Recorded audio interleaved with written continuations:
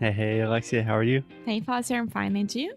I am doing wonderfully, and I'm super, super excited about the episode today. Why? Okay, so yesterday we talked about Zappos.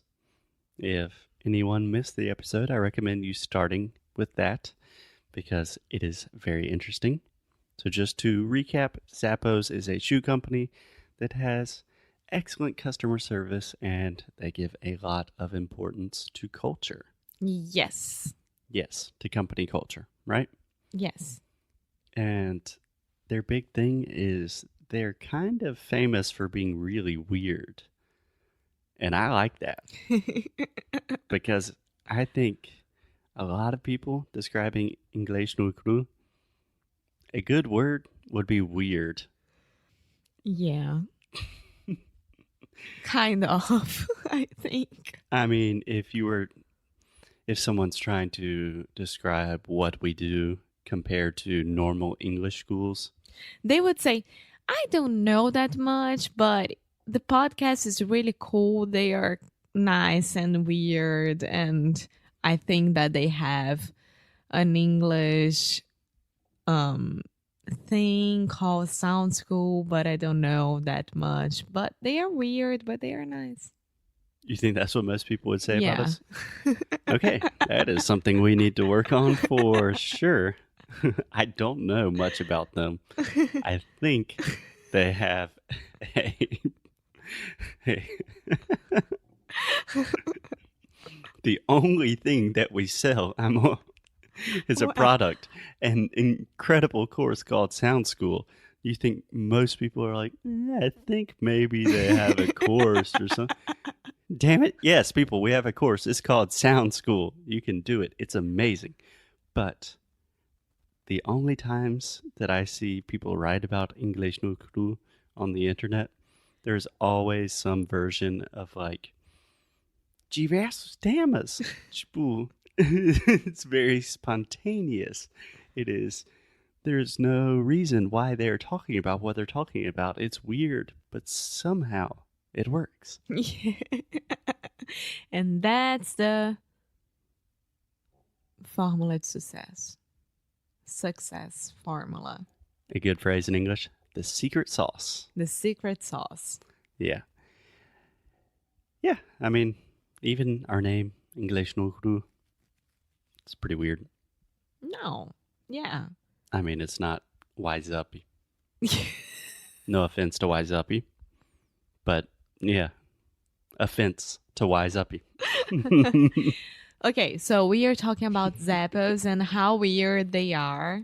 Yes, very, very sorry for the rant, but Zappos is known for being weird. Their CEO, Tony Hsieh, is quite a strange man himself. He is worth hundreds of millions of dollars, if not billions. Apparently, he still lives in a camper van, which is like an RV, like a mobile home, you know? Mm-hmm. A trailer. A trailer, yeah. And apparently, he has many pet alpacas. Aww. You like alpacas, right? Yeah, of course. I've never seen one. I think they kind of spit at you and they're kind of scary. Llamas and alpacas. Yeah. Both Llamas. of them. Llamas. Yeah. Both of them, they spit on you. Yeah, but apparently he, a lot of times when he goes on live television for interviews, he brings alpacas to the set. So cute. Yeah, very strange thing for a at least multi-millionaire, perhaps billionaire to do, though. Yeah, but imagine, like, he prefers alpacas than dogs, right? He would bring his dogs if he would prefer dogs, and no one would think that's weird. It's just a preference. Good, good. I like how you're showing your weirdness already.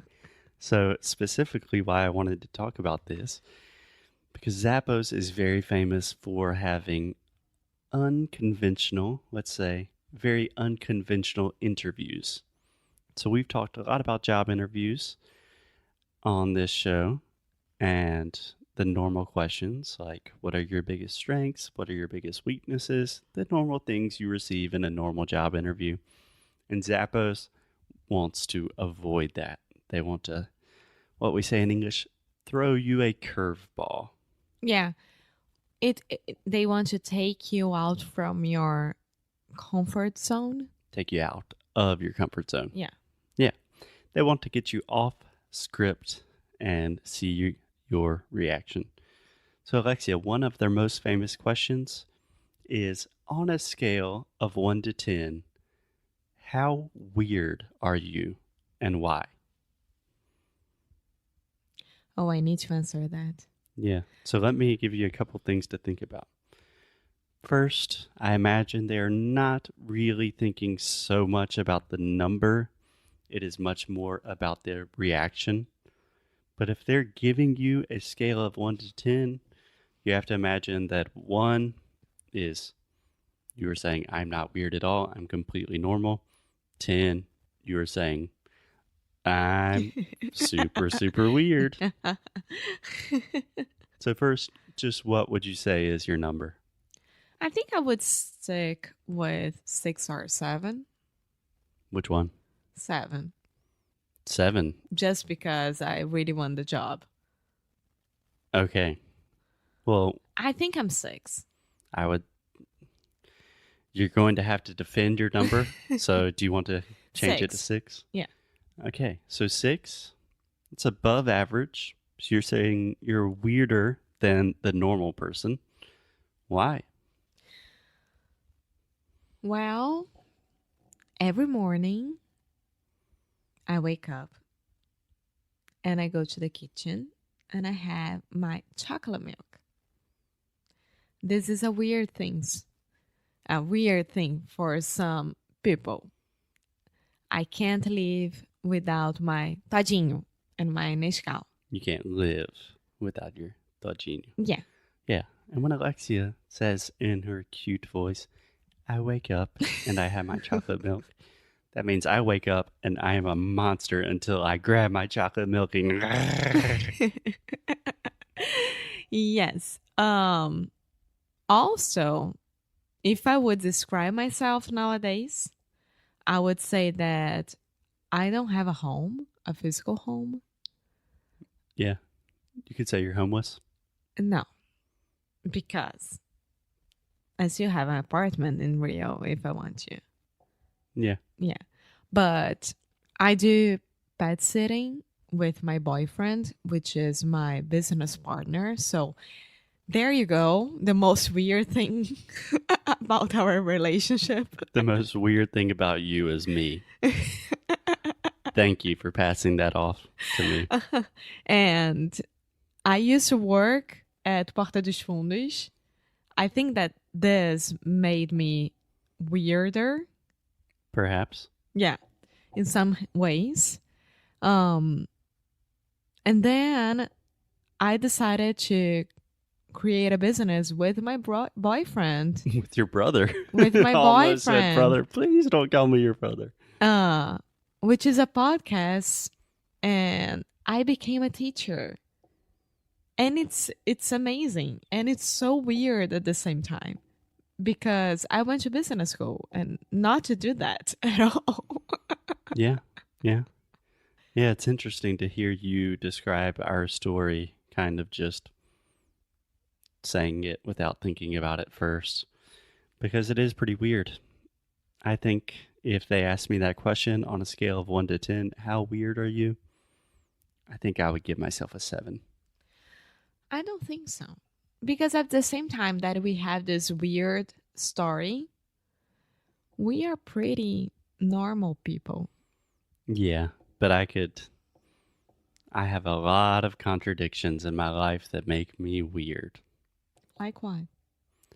Like when I was young, I was an Eagle Scout, which is reserved for 3% of scouts. Oh, God. The best part of American society was reserved for me. I came from a very nice and privileged upper class family in South Carolina, perhaps one of the most conservative and traditional states in the U.S. I was a very, very competitive golfer in my youth. Everything was on track for me to be an upstanding, outstanding American citizen. I went to a super strange school that is very famous for partying, but I am incredibly, incredibly shy. Nowadays, I don't live in the United States. Like Alexia said, we are more or less homeless. We travel the world taking care of people's dogs. We wake up every day and we record conversations of ourselves talking about the weirdest stuff imaginable.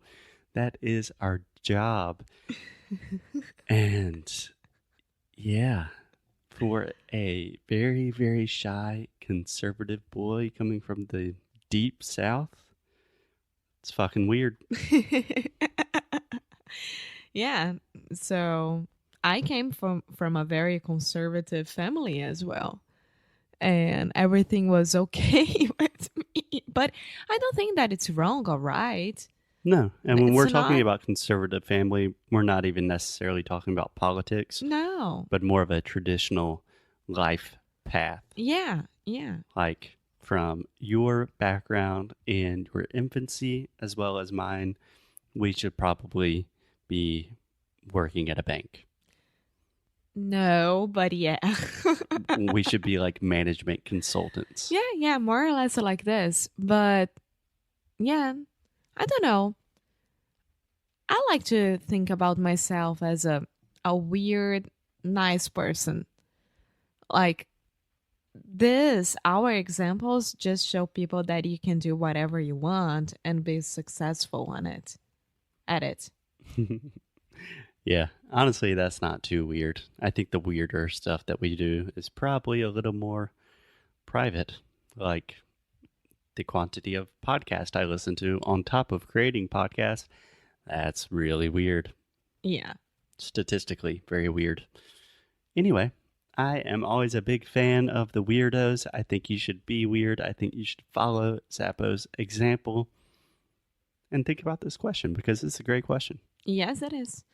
So I think that we already like convinced people to go and take a look at Zappos. Yeah.